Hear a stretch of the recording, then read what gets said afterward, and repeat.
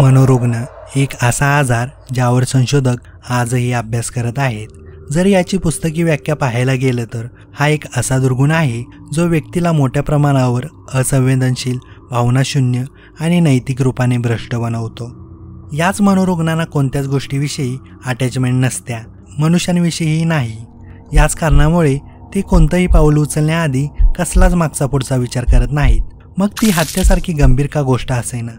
खरं तर एक मनोरुग्ण रिॲलिटीपासून एवढा दूर झालेला असतो की त्याला याचंही भान नसतंय की तो जो करतोय तो एक अपराध आहे ज्याचा इतरांना त्रास होत असेल. अशाच एका मेडिकल ट्रीटमेंटच्या दरम्यान एका मनोवैज्ञानिकाने आपल्या पेशंटची रिॲक्शन पाहण्यासाठी एका घाबरलेल्या व्यक्तीचा फोटो दाखवला. यावरती मनोरुग्ण म्हणाला की मला या इमोशनबद्दल काहीच माहिती नाही, पण मी जेव्हा जेव्हा लोकांना मारतो, त्यांना चाकून भोकसतो, तेव्हा त्यांचा चेहरा असाच काहीसा झालेला असतो.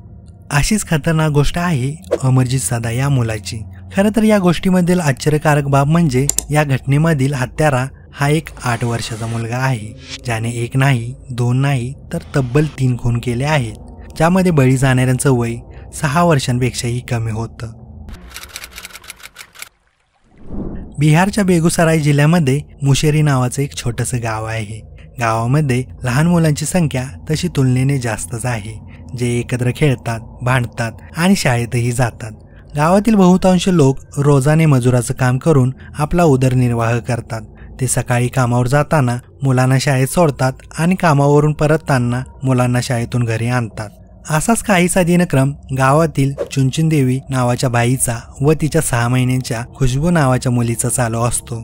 चुनचुन देवी दररोज आपल्या मुलीला घराशेजारील बंद असणाऱ्या शाळेच्या व्हरांड्यात खेळायला घेऊन जायची. खुशबूलाही तिथं खेळायला आवडायचं. ती शाळेतल्या भिंतीवरची चित्रे पाहायची आणि गालातल्या गालात खुदकन हसायची. घरी नेली तर रडायची आणि शाळेत आणल्यावर गप्प बसायची. म्हणून बऱ्याचदा चुनचुन देवी बाळाला खेळायला सोडून घरातील बारीक सारी कामे आटोपायची व बाळाजवळ येऊन बसायची. परंतु एके दिवशी चुनचुनने नेहमीप्रमाणे बाळाला खेळायला शाळेत सोडलं व घरात झाडू मारून काही क्षणातच ती बाळाजवळ परतली. पण तिला त्या वरांड्यात खुशबू काही दिसली नाही. बाळ जागेवर न दिसल्यामुळे चुनचुन देवीच्या पायाखालची जमीनच सरकली. आता आई आहे म्हणल्यावर तिच्यावरती काय परिस्थिती ओढावली असेल याचा तुम्हाला अंदाज आलाच असेल. ती सैरावैरा धावू लागली. येणा जाणाऱ्यांना खुशबूबद्दल विचारू लागली. खुशबूला कुठं पाहिलंय का? इथेच तर खेळत होती. कोणी घेतली आहे का तिला? पाया पडते मी तुमच्या, प्लीज सांगा कुठं आहे ती? अशा गयावया करू लागली. पण खुशबूला कोणीच पाहिलेलं नसते. याच दरम्यान झालेला गोंधळ व जमलेली गर्दी पाहून सदा परिवारातील एक सदस्य चुनचुन देवीजवळ येऊन पोहोचतो व झालेली हकीकत ऐकून तो म्हणतो की त्याला बहुतेक माहिती आहे की खुशबू कुठं आहे ते. मग ते दोघे मिळून जवळच्या पोलीस स्टेशनमध्ये जातात व मिसिंगची तक्रार नोंदवतात. ही लहान बाळाची मिसिंग कंप्लेंट असल्यामुळे पोलिसही लगेच तपास घेण्यासाठी ॲक्टिव्ह होतात. याच तपासादरम्यान पोलिसांच्या लक्षात येतं की अशा सिमिलर घटना गावामध्ये याआधीही घडून गेल्या आहेत. एकदा नाही तर 2दा. म्हणजेच गावातून 2 छोट्या मुली ऑलरेडी गायब आहेत. जेव्हा पोलीस कसून चौकशी करतात तेव्हा त्यांना समजतं की त्या गायब झालेल्या दोन्हीही मुली सदा परिवाराच्या मेंबर्स होत्या. हळूहळू ही बातमी गावावर पसरते की गावातून 1 नव्हे 2 नव्हे तर तब्बल 3 मुली गायब आहेत, ज्यामुळे अख्खं गाव भीतीने हादरूनच जातं. आता सदा परिवारातील जो सदस्य पोलिसांना मदत करत असतो तो त्यांना एका वस्तीवर घेऊन जातो, जिथे पोलीस पहिल्यांदाच एका 8 वर्षाच्या मुलाला म्हणजेच अमरजीत सदाला भेटतात. तेव्हा पोलीस अमरजीतला विचारतात की बाळा, तू खुशबूला कुठं पाहिलंयस का? तेव्हा अमरजीत एकदम शांत होतो, काही बोलतच नाही आणि एकदम हसायला लागतो. यामुळे पोलिसांच्या मनात शंकेची पाल कुसकुसते. त्यांना असं वाटतं की या मुलाला काहीतरी माहिती आहे. बहुतेक या मुलानं कोणाला तरी पाहिलंय ज्यानं खुशबूला उचलून गायब केलंय. म्हणूनच पोलीस अमरजीतला चौकशी करण्यासाठी पोलीस स्टेशनला घेऊन जातात, जिथं अमरजीतचं वागणं खूपच वेगळं असतंय. कारण एका सर्वसामान्य कुटुंबातलं पोरगं पोलीस आणि पोलीस स्टेशन या दोघांनाही घाबरत असतंय, पण अमरजीत कशालाच घाबरत नाही. या उलट तो हसतच असतोय, स्टेशनमधल्या वस्तू ऑब्झर्व करत असतोय आणि पोलिसांनी काही विचारलं तर त्यांना तो आधी मला बिस्किट द्या मगच मी तुम्हाला उत्तरे देईन असे म्हणत असतोय. शेवटी एक पोलीस अधिकारी अमरजीतला एक बिस्किटचा पुडा आणून देतात, ज्याला पाहून तो खूपच खुश होतो आणि म्हणतो, हा मला माहिती आहे खुशबू कुठं आहे ते. खुशबू आता जिवंत नाही राहिली, ती मेली कारण मीच तिला मारून टाकले. या सगळ्यावर पोलिसांचा फारसा विश्वास बसत नाही. तरीही पोलीस अमरजीतला विचारतात, बरं आता सांग, हे सगळं नेमकं केलंच तरी कसं? यावर तो बोलतो की तो शाळेसमोर जात असताना त्याला तिथं खुशबू दिसली. तिच्यासोबत कोणीच नव्हतं, ती एकटीच खेळत होती. म्हणून मी तिला तिथून उचललं आणि पाठीमागच्या जंगलात घेऊन गेलो. तिथं तिला गळा दाबून मारण्याचा प्रयत्न केला, पण मला तिचा गळा दाबण्यात थोडीही मजा नाही आली. मला तिच्या डोळ्यांमध्ये गळा दाबल्या होणारा त्रास, भीती, तडफड पाहायची होती, पण ती काय मला दिसलीच नाही. म्हणून मी शेजारी पडलेला विटेचा तुकडा तिच्या डोक्यात मारायला सुरुवात केली आणि जोपर्यंत ती मरत नाही तोपर्यंत मी तिला मारतच राहिलो. हे सगळं ऐकून पोलिसांना एकदम धक्काच बसतो. खरं तर अमरजित सदाची केस फारच कॉम्प्लिकेटेड होती. त्याचा जन्म 1998 मध्ये एका गरीब कुटुंबामध्ये झाला होता. त्याचे आई वडील मजुराचं काम करायचे. गरिबीमुळे परिवारासोबत होणारं गैरवर्तन अमरजित लहानपणापासूनच अनुभवत होता, ज्याचा त्याच्या डोक्यावर निगेटिव्हली इम्पॅक्ट व्हायचा. कालांतराने तो मेंटली डिस्टर्ब बनत गेला, ज्यामुळे त्याच्या अंतर्मनात एक हिंसक हत्यारासारखा सैतान निर्माण झाला. तो लोकांसोबत भांडायचा, त्यांना त्रास द्यायचा. हे त्याचं वागणं दिवसेदिवस वाढतच चाललं होतं.